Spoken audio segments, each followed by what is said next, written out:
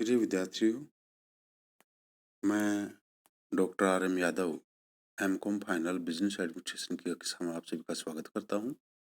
आज मैं आपको एमकॉम फाइनल बिजनेस एडमिनिस्ट्रेशन के optional second paper cooperative management के महत्वपूर्ण टॉपिक सहकारी विपणन समितियों के वित्तीय साधन तथा साख को विपणन से जोड़ना,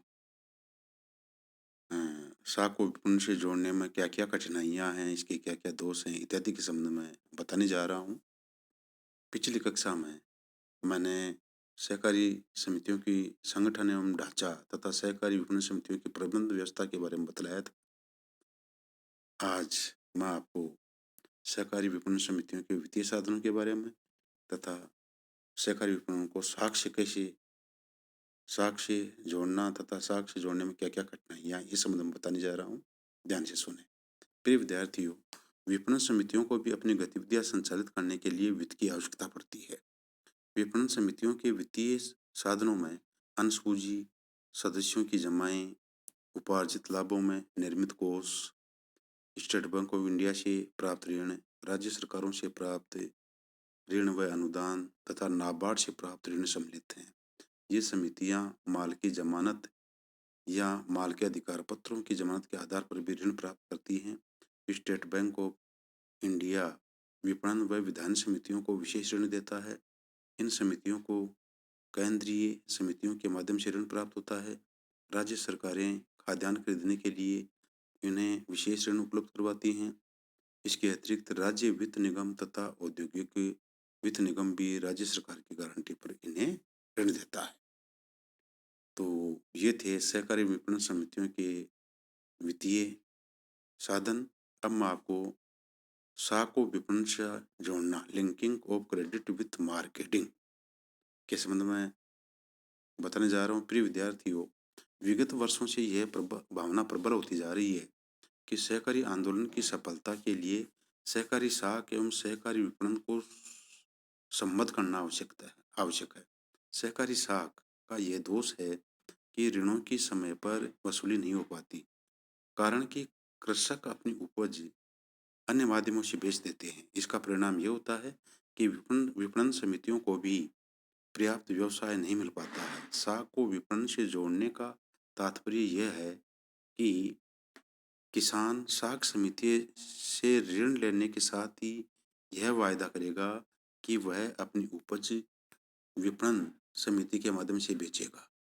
विपणन समिति किसान की उपज बेचकर उसमें से साख समिति का ऋण वसूल कर शेष राशि किसान को दे देगी। इससे साख समितियों के ऋणों की वसूली हो जाएगी, विपणन समिति को व्यवसाय मिलेगा तथा किसान को उसकी उपज का उचित मूल्य मिल सकेगा।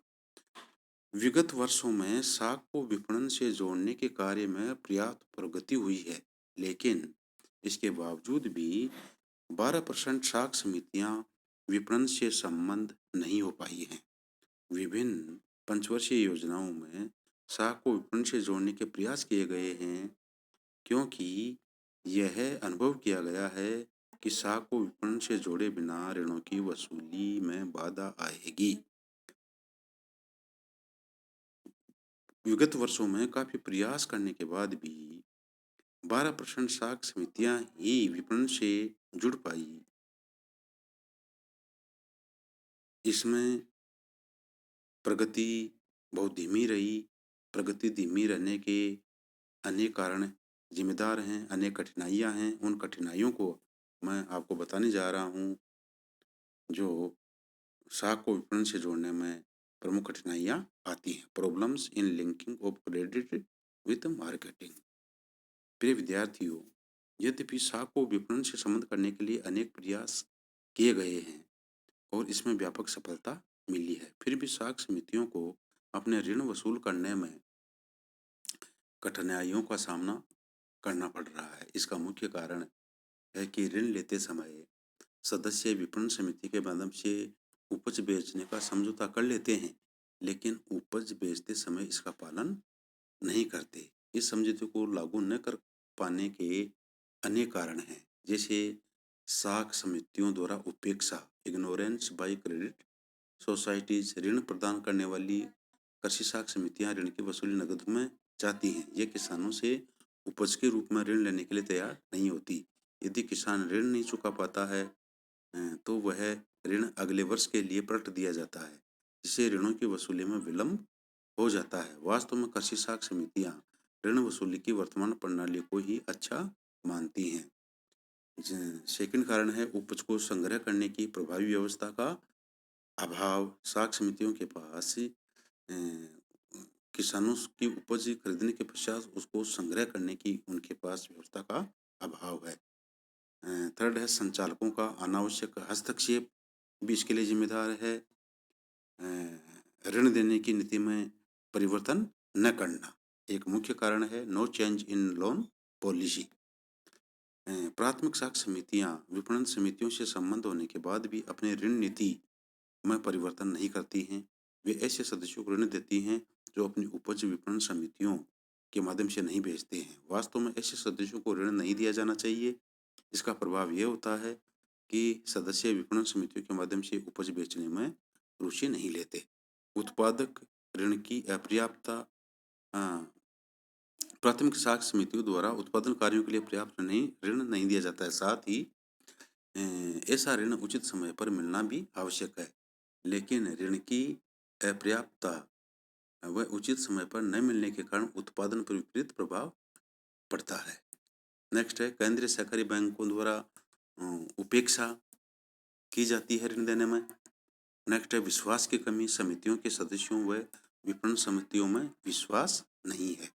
और लास्ट का है कमीशन पर क्रय विक्रय, मार्केटिंग ऑन कमीशन। प्राथमिक विपणन समितियां कृषि उपज के मूल्यों में होने वाले उतार चढ़ाव से होने वाली हानि से बचने के लिए उपज का प्रत्यक्ष क्रय करने के बजाय कमीशन पर क्रय विक्रय करती हैं। फलस्वरूप सदस्यों को सहकारी विपणन का पूरा लाभ नहीं मिल पाता। इन कठिनाइयों को दूर करने के लिए दातामाला समिति ने संपूर्ण साख ढांचे को पुनर्गठित करने का सुझाव दिया है। समिति के अनुसार साख को विपणन से जोड़ने की योजना को सफल बनाने के लिए आवश्यक है कि किसानों को उत्पादन एवं उपभोग कार्यों के लिए उचित समय पर पर्याप्त साख प्रदान की जाए। साथ ही उनसे यह अनुबंध भी किया जाए कि वे अपनी उपज सहकारी विपणन समितियों के माध्यम से ही बेचेंगे। धन्यवाद। आप सभी ने मेरे को ध्यान से सुना, इसके लिए बहुत बहुत धन्यवाद। किसी प्रकार की कोई परेशानी हो आप नीचे लिंक पर ध्यान डाल सकते हैं। धन्यवाद।